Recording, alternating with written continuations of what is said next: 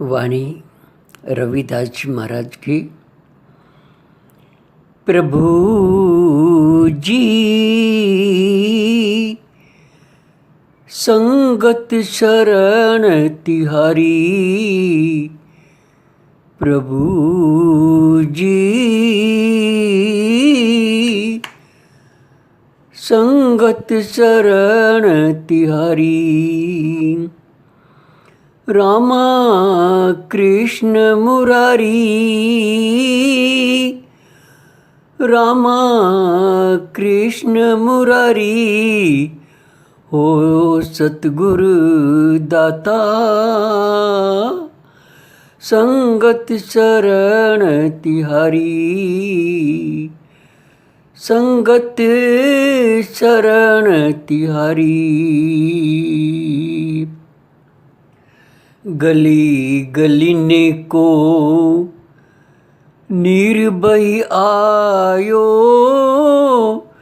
सुरसर जाए समायो।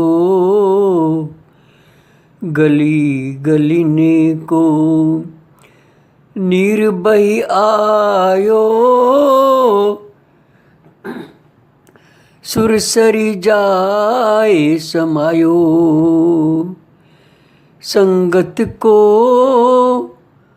प्रताप महात्म, संगत को प्रताप महात्म, नाम गंगो दिख पायो, नाम गंगो दिख पायो। ओ सतगुरु दाता संगत शरण तिहारी, संगत शरण तिहारी। स्वाति बूंद परे फन ऊपर, शीश विषे विष होई। स्वाति बूंद परे फन ऊपर, शीश विषे विष होई। वाही बूंद से मोती निपजे, वाही बूंद से मोती निपजे। संगत को अधिकाई, संगत को अधिकाई। प्रभु जी संगत शरण तिहारी, संगत शरण तिहारी। तुम चंदन हम अरंड बाप रे, निकट तुम्हारे वासा। तुम चंदन हम अरंड बाप रे, निकट तुम्हारे बासा। नीचे वृक्ष से ऊंच भये हैं, नीचे वृक्ष से ऊंच भये हैं। तुमरी बास सुबासा, तुमरी बास सुबासा। प्रभु जी संगत शरण तिहारी, संगत शरण तिहारी। जात भी ओछी पात भी ओछी, ओछा कसब हमारा, जात भी ओछी पात भी ओछी, ओछा कसब हमारा। तुम्हारी कृपा ते ऊंच भये हैं, तुम्हारी कृपा ते ऊंच भये हैं, कहे रविदास चमारा, कहे रविदास बिचारा। प्रभु जी संगत शरण तिहारी, रामा कृष्ण मुरारी, रामा कृष्ण मुरारी। हो सतगुरु दाता संगत शरण तिहारी, हो सतगुरु दाता संगत शरण तिहारी, संगत शरण तिहारी।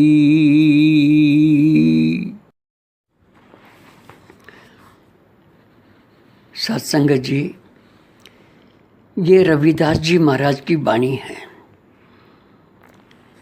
ये अमृत वचन है, अनमोल वचन है।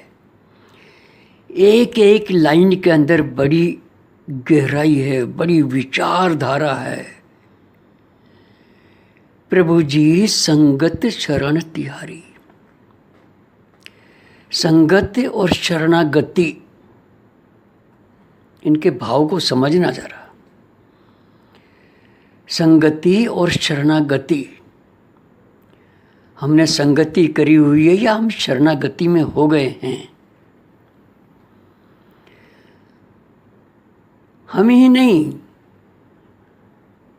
रामा कृष्ण मुरारी, उन्होंने भी संगति करी है, उन्होंने भी शरणागति करी है।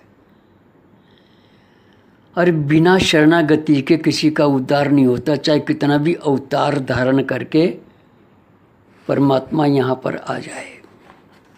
उदाहरण दे रहे हैं, प्रभु जी संगत शरण तिहारी, रामा कृष्ण मुरारी, उन्होंने भी संगति करी है।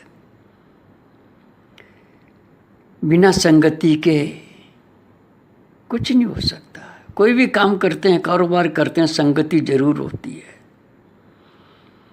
आगे रविदास जी कहते हैं, गली गलीन को नीर बही आयु, सुरसरी जाए समायो। हमने थोड़ा सा पानी इस्तेमाल किया और बाकी पानी डोल दिया।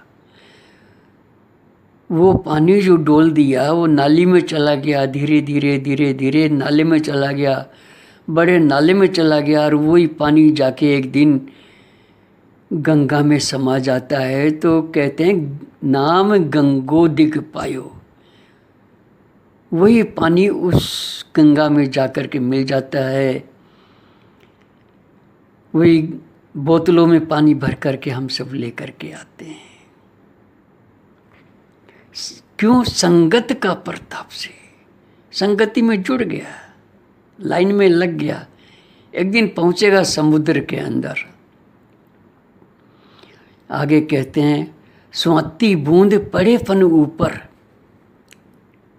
शीश विषय भी सोई। स्वाति नक्षत्र की बूंद हर महीने में पड़ती है। पपीहा जो होता है वो उसी बूंद को पीता है और नहीं पीता। हर महीने में स्वाति नक्षत्र की बूंद पड़ती है। अगर वो बूंद सीप में गिर जाती है तो मोती बन जाती है। बांस में गिर जाती है, बांस लोचन बन जाती है। जो हकीम लोग दवाई का काम करते हैं। केले में गिरती है तो काफूर बन जाती है, और सांप के फन के ऊपर गिरी तो वो जहर बन जाती है। बूंद एक ही है, पात्र उनका अलग अलग है। हमारा पात्र कौन सा है? मनुष्य का पात्र सीधा होना चाहिए, ऐसा जहरीला नहीं, कटु वचन वाला नहीं, मीठे अमृत वचन वाला, वो संगति। वही बूंद से मोती निपजे, संगत को अधिकाई। कहते हैं तुम चंदन, हम अरंड। बाप रे, अरंड एक जहरीला पौधा होता है। अगर अरंड के पेड़ के नीचे आदमी 6 महीने सो जाए बीमार पड़ जाता है। नीम के पेड़ के नीचे 6 महीने सो जाए बीमार भी है ना, ठीक हो जाता है। अरंड का पेड़ इतना जहरीला होता है, उसके अंदर भी चंदन की खुशबू आ जाती है और वो निहाल हो जाता है, अपने आप को धन्य बोलता है कि तेरे अंदर मेरी खुशबू आ गई, तेरी खुशबू मेरे अंदर समा गई है ना। एक और पेड़ होता है, वृक्ष होता है बांस का, उसके अंदर खुशबू नहीं जाती, चाहे वो चंदन के कितना भी नज़दीक हो, उसके अंदर खुशबू नहीं जाती। उसके अंदर 5 अवगुण होते हैं। कहीं ये अवगुण हमारे अंदर तो नहीं है? ध्यान से विचार करके सोचो जरा। बांस के अंदर 5 अवगुण कौन से होते हैं? पहला अवगुण होता है बांस बहुत चिकना होता है। ऐसे ही हम भी चिकने चुपड़े हैं, नहा धो करके तिलक छापे लगा करके संत बन गए हैं जी, महंत बन गए हैं, अपने आप को चिकना चुपड़ा हो गए। दुनिया की नज़रों में हम महंत कहलाते हैं, ज्ञानी कहलाते हैं, संत कहलाते हैं। दूसरा अवगुण, उसके अंदर पोलापन होता है। इधर से फूंक मारो तो उधर से निकल जाती है। कहीं हमारा हाल भी ऐसा नहीं है कि हम सतगुरु की वाणी को इधर से सुनते हैं और इधर से निकालते हैं? नहीं, ऐसा नहीं बनना बांस की सी तरह। बांस के अंदर तीसरा अवगुण होता है, बड़ा ऊंचा जाता है कि मुझसे ऊंचा कोई भी नहीं है, मैं बहुत ये करता हूँ वो करता हूँ। नहीं, अहंकार आ जाता है, बांस की तरह डाली झुकनी चाहिए। चौथा अवगुण होता है उसके अंदर कि जगह जगह पर गांठें होती है। कहीं हमने ये गांठें तो नहीं बांध रखी है? बंधी हुई है, हम सब के अंदर गांठें बंधी हुई है बांस की तरह। छोटी छोटी बातों को हम गांठ बांध लेते हैं। हमें ये गांठें खोलनी है भजन और सुमरन के द्वारा। पांचवा उसके अंदर अवगुण होता है कि वो आपस में लड़ लड़ के जल जाते हैं, जंगल में आग लग जाती है, उसको दावा नल बोलते हैं।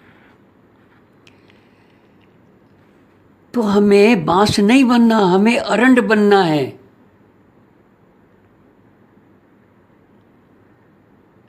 अरंड बनना है जो उसकी खुशबू हमारे अंदर समा जाए। इतना चुकना चुपड़ा नहीं जो अंदर से खुशबू ना आए। हमारे अंदर खुशबू आनी चाहिए, मीठे बोल, अमृत वचन। दूसरा भी ये कहे संगति का असर इनके ऊपर हुआ है। आगे कहते हैं जात भी ओछी, पात भी ओछी, ओछा कसब हमारा। उन्होंने जात पात नहीं छुपाई, अपनी जात प्रगट कर दी। कहे रविदास चमारा। नीची जाति से तो बहुत ऊंचे ऊंचे उठ गए हैं, बड़े तर गए हैं, संगति से इतिहास बतलाता है। जिनको बहुत नीचा मानते थे, नीचे कुल के मानते थे, उनका उद्धार हो गया सतगुरु की संगति से। वो कोडा राक्षस को देखो, भाई सदना कसाई को देखो, अंगुली माल को देखो, रत्नाकर डाकू को देखो, बिलनी माई को देखो, सब तर गए हैं संगति से। हमें भी संत सतगुरु की संगति मिली है। हमें भी ये रविदास जी महाराज की छोटी सी वाणी से फ़ायदा उठाना है और अपने संत सतगुरु का हुक्म मानना है। उनका हुक्म क्या है? वो ये नहीं कहते कि नहा धो करके तिलक छापे लगा करके बैठो ना। बस सवेरे आँख खुलती है, आँख सबकी खोल देता है, घंटी बजाने की जरूरत नहीं है। जो प्रेमी होते हैं वो पहले ही जाग जाते हैं। जो प्रेमी होते हैं, जगाया तो उनको जाता है जो ढीठ होते हैं। बाबा जी की प्यारी साथ संगत जी को जगाने की ज़रूरत नहीं होती। वो तो उनके प्रेम में पहले ही 10 मिनट पहले, आधा घंटा पहले तैयार हो जाते हैं और अपने स्कूल का होमवर्क करते हैं, काम करते हैं, सफल होते हैं। जब भी उनको बाबा जी दया मेहर से भरपूर कर देते हैं। हम सबको भी चाहिए इस रविदास जी महाराज की वाणी से कुछ फ़ायदा उठाएं और अपना जीवन सफल बनाएं। राधा स्वामी जी।